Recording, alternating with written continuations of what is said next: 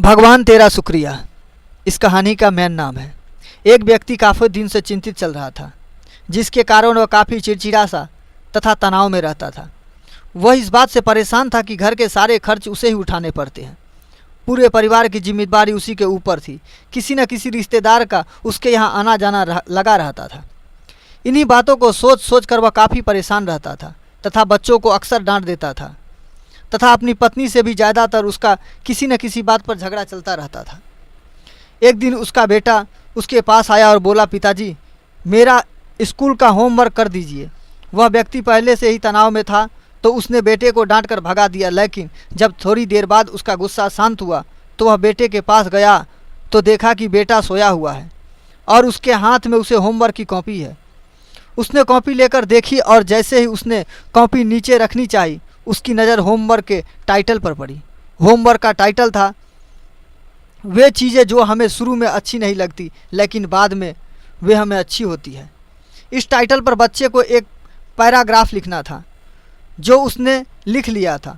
उत्सुकतावश उसने बच्चे का लिखा पढ़ना शुरू किया। बच्चे ने लिखा था, मैं अपने फाइनल एग्ज़ाम को बहुत धन्यवाद देता हूँ, क्योंकि शुरू में तो ये बिल्कुल अच्छे नहीं लगते थे लेकिन इनके बाद स्कूल की छुट्टियां पड़ जाती है। मैं ख़राब स्वाद वाली कड़वी दवाई को बहुत धन्यवाद देता हूं, क्योंकि शुरू में तो ये कड़वी लगती है लेकिन ये मुझे बीमारी से ठीक करती है। तीसरा था, मैं सुबह सुबह जगाने वाली उस आलम घड़ी को बहुत धन्यवाद देता हूं जो मुझे हर सुबह बताती है कि मैं जीवित हूं।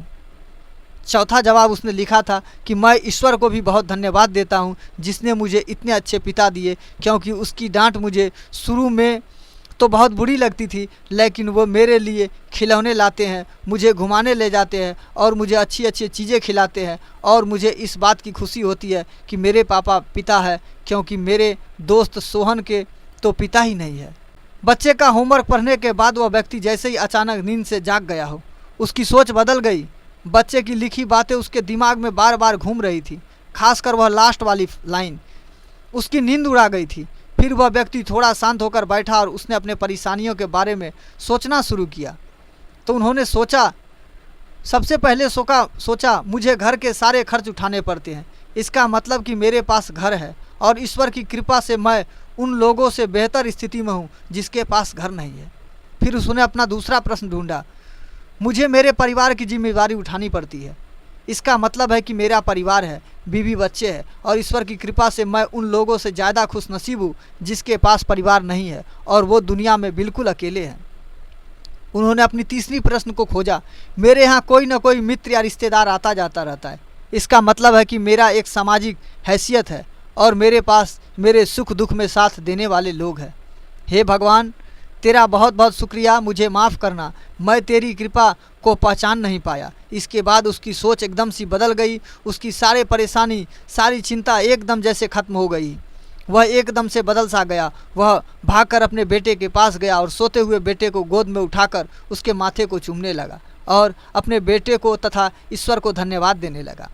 हमारे सामने जो भी परेशानियाँ हैं, हम जब तक उसको नकारात्मक नज़रिए से देखते रहेंगे तब तक हम परेशान से घिरे रहेंगे, लेकिन जैसे ही हम उन्हीं चीज़ों को, उन्हीं परिस्थितियों को सकारात्मक नज़रिया से देखेंगे, हमारी सोच एकदम बदल जाएगी।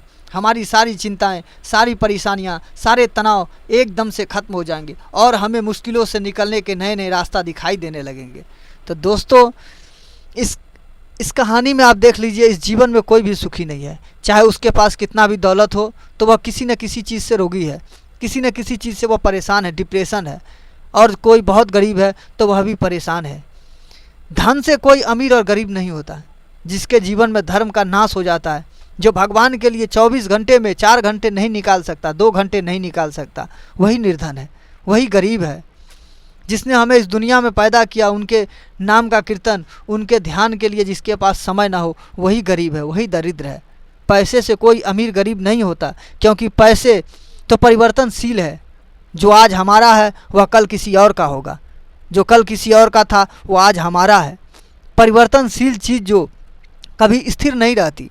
तो यकीन करता हूँ कि यह कहानी आप लोग के लिए प्रेरणादायक होगी। मिलेंगे आप लोग से अगली कहानी में। तब तक के लिए बाय बाय, टेक केयर। आप सभी अपना ख्याल रखें, स्वस्थ रखें, मस्त रहें।